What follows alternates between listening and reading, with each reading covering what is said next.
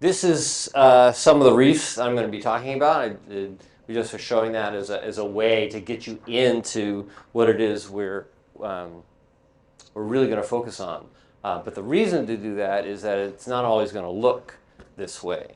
And this fabulous book um, by Elizabeth Doerr on the sixth extinction. And that is meant to be about how climate change is affecting biodiversity all over the planet and how there's a diversity crisis as a result. And the sixth extinction really follows on the last 5 mass extinctions that have happened over the last couple 100 million years. And this bar there really shows the collapse of biodiversity. The width of the bar is biodiversity across the world. And it shows how it collapses. But it also shows how it recovers, how it comes back. Unfortunately, after mass extinction, yeah, they come back. But it takes millions of years for that diversity to come back. A lot of that work is from John Payne's lab all over the world. And we know that it happens. And so you put together the sixth extinction with the 5 past slow recoveries. And it's made us wonder about what the sixth recovery is like. And in particular, can we do something about that sixth recovery with the technology that we have now in order to, reduce extinction or reduce the problems they're in, but also what can we do about preventing and recovering from that? So that's what this talk is really going to be about. I'm going to talk about our work in coral reefs to try to do that. But to seed it, I want to talk about a couple of other amazing things that we can do. This is a black-footed ferret. Populations have collapsed down to about 30 individuals. They are genetically depauperate because of that. And so over the last couple of years, a 30-year-old dead black-footed ferret, whose cells were in the freezer in San Diego, those cells were revised, turned into gametes, and that organism was reborn in order to just breed with the current population and inject that genetic diversity. So something we could never do before, something that comes from the frozen zoo in San Diego. Another example, sort of this foundation species out there that really help other species, the American chestnut, a very big part of northeastern forests for a long time. It was decimated by a fungus that created a chemical that killed the trees. This is an American chestnut tree that has a gene from wheat in it that basically makes a protein that neutralizes the fungus's toxin. And so that allows these trees then to live and grow and perhaps be reintroduced into those forests. Again, it hasn't happened yet, but that technology is there. So we can really work on single species. We can work on foundation species.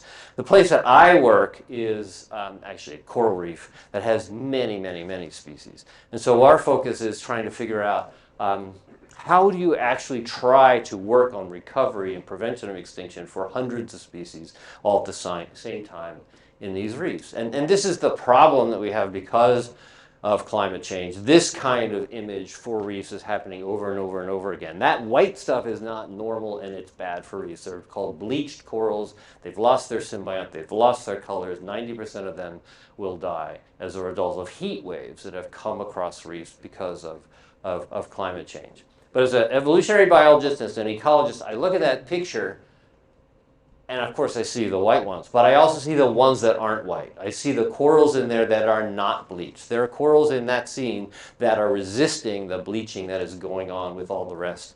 And so that has started us on a quest for essentially, where are the heat-resistant corals? Can we use them in the future? What can you do with a heat-resistant coral? You can use it to grow other corals that are heat-resistant. You can also protect the areas that are resistant for the future to basically make bleaching less of a problem. We started this project a couple of years ago, working in American Samoa and then Palau, using this as a platform to look to see, can we find these heat-resistant corals? Can we use them into the future? So first, we like, where would you find them out there? It makes sense that you will find them in places that are already a little warm. And so we put out loggers all over the reefs in Palau and look for places that are a little warm than other places. The reefs that are highlighted in red there are the Amalik reefs. I showed you that at the very beginning. They're the warmest ones among our set. So we wanted to look there, but we also needed to look everywhere around to see, basically, can we find them and where are they?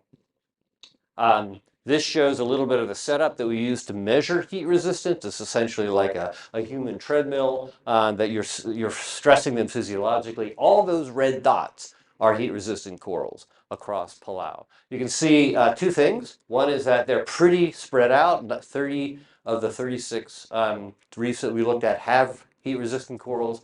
But right there are the Amalik reefs. They're the warmest ones. They have the greatest density of heat-resistant corals in the set. So, okay, we can find them. We can predict them. We can't predict them everywhere, but we can predict them there. So that starts us off to say, all right, we've got a handle on all this. We do a lot of genetics and genomics in my labs. We have full genomes for 278 of these corals. We can look for the genes that tell us these corals are heat resistant. Where are they? What do they work on? What are their mechanisms? It turns out there's hundreds of genes involved. We can look at how those reefs actually evolve over time. Are they separate little populations that are all subject to their own little patterns of natural selection? We do that by looking at dispersal patterns in the corals. And by using these genomes, we've actually found the first close kin of corals. You look at genomes of organisms, you can see how closely related they are. We've got a lot of coral genomes, and we can find corals that are cousins of one another, or aunts and aunts and uncles, or grandparents and grandbaby corals. And when we find them, they're always on the same reef or the reef next door. So that tells us that the populations of these corals are really kind of basically staying home from generation to generation, and tells us that, yeah, these populations can evolve, but they also can adapt to their reefs. So we can find heat-resistant reefs, they can adapt there. It gives us some way of using these into the future. So we're feeling pretty good about this, and we're like making some progress, but it's getting more complicated as time goes on. I'm basically giving Rosemary's talk, by the way, right, on corals. It's the same theme. We're making successes, but we're running into the complications. Or there's hundreds of genes. We can't tell which genes are involved. We've got some reefs that we can predict are heat resistant, but not others. We also have that a reef is not made of a single species of corals. There's hundreds of species of corals on reefs, and every one of the mechanisms that generates heat resistance is likely to be different in these different corals and these different species. There's also more than one coral reef in the world, it turns out. There are lots of them, and they're all different. And so looking at how they might be heat resistant and how to use them is now a problem of not only this species, but hundreds of species in thousands of places around the world. So just like in Rosemary's talk, the real issue is, how do you actually take what you know in one place, use it, and scale up? And that is actually what we've really been trying to do over the last 3 or 4 years. Take what we know about the system. We can find heat-resistant corals. We can use them. But it has to be more than just Palau for one species in one set of reefs. How do we scale that up? That is the most complex thing. Actually, the other issue is that there are different places as well. There are places, for example, this atoll in Micronesia, that woman there is the grandmother of a family. It's the only family living on this atoll. And so you have to be able to do things that are not only able to be done with research infrastructure, but also in places that are very remote. So that's the challenge that we're facing in this particular area. We know a lot about how to do this, and then how to scale it up through the complexity of it is the issue. Oops, I want to go back. So here's how we decided to go about it. To create the essentially the stepping stones of scalability. One is streamlining. Streamlining the basic way of finding heat-resistant corals using the equipment that we need, the stress testers. How do we do that in a streamlined way that can be useful everywhere? One of the ways to do that, by the way, is shown there. It's this device. The first sets of heat-resistant coral testers that we used had controllers that cost about $1,000 each. They were highly accurate. They're built at the Hopkins Marine Station where I work by great people. Way too expensive to go all over the planet and all over the reefs. This does about the same job. It's not as accurate. It's basically made by a home brewing company, and it controls the heaters and chillers of our tanks. It's $28. Now, it wasn't quite as accurate, but it turns out you can call the company and say, can you make it more accurate? Because I really need it. And they'll say, if you buy 100, we will make it more accurate. So we did, and we have a stack of them now. But it simplifies and streamlines the equipment. Also, you simplify the nursery frames. Once you have heat-resistant corals, if you want to use them in restoration, you have to be able to grow them. We made all kinds of different nursery frames that were very expensive and failed. That one there is made of rebar. It takes about $1 worth of rebar and some plastic and some cable ties in order to make that nursery frame. It can be done with materials that are virtually everywhere. And then the last thing, so there's streamline, there's simplify, and then there's democratize. Because I and our staff can't fly into every place in the world and do this. Instead, what we have to do is actually train people to do this. Basically give the technology away, making it cheap enough to make that possible, and then teach people how to do that all across the coral reef world. For example, that woman there and her family can do this. All we have to do is give them the tools to do it, but then we have to stay in touch with them and mentor them. We learned to do that during the pandemic when we couldn't get to our field sites, and we had to mentor the folks who were there, including community college students in Palau, in order to do the experiments that we wanted and they wanted to do. And then we learned to actually, they could collect the data photographically, upload it to a site we now call iHot Coral, and essentially analyze the data automatically, send it back to them, and then move along. So the streamlining, the simplification, and the democratization is the way that we've been trying to build this program. We tested it out in Palau. That's our streamlined on-the-beach coral reef system. This is some of my students essentially showing the community in Kaingal Atoll in Palau how to actually make coral reef nurseries. That's us putting down. That's me explaining to some of the conservation leaders why do this and what would be the benefit, and actually then listening to what they needed. Turns out they needed their corals back because they needed the fish that came when the corals were there. So we were working with them on what it is they needed.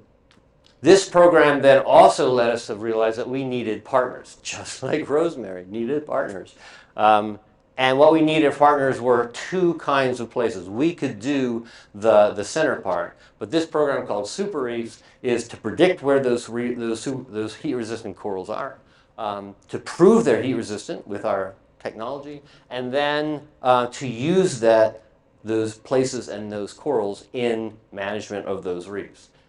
We've built a partnership with Woods Hole Oceanographic in Massachusetts, and Cohen's group using very fine-scale hydrodynamic models of ocean flow to predict where the warm reefs are. So we could do that with the sensors, but it takes years to do that by putting sensors out and waiting. They can do these hydrodynamic models and give us a good idea where to go to look for the heat-resistant corals. Then we come in the center, mentor students, community college students, in those areas in order to get those data done. And then we also partner with a nature conservancy that has people on the ground to work with populations there about managing the reefs using these data. So the predict, the prove, and protect set is a great set of partners to do that. The goal is a global set of researchers, students, and managers looking for these to put together ways of formulating ecosystems that are more resistant to the future. And it's also something that can be done in other ecosystems. These are corals, but there's plenty of other complicated ecosystems that are under threat for climate change. There's grasslands, forests, and everything. And from my standpoint, this role that we have is saying, what can we do in the future so that when climate change and the problems of CO2 emissions are solved, there's a planet to grow back from. We know that we're in trouble. We know there's things that are going to go wrong. But our mission is to basically preserve as much, is high enough resilience to let things grow back. What this shows us, or me anyway, is that this is a partnership because what we're doing doesn't work unless we also get a handle on the CO2 emissions. And it doesn't work unless we can pull CO2 out of the atmosphere. All the other things that are being done in the school. So sometimes it seems like many of us are just working on totally different things. We're working on totally different avenues and totally different directions. But what this shows me anyway is we're all pulling for the same goal. I can't be successful over the next 60 to 80 years unless you are all successful at these other things. And you need us to have a basically living planet to grow back from when you're successful. So that's what I really love about this school and the way it's put together is all of these elements are there and we're all working together on the same thing. Thanks.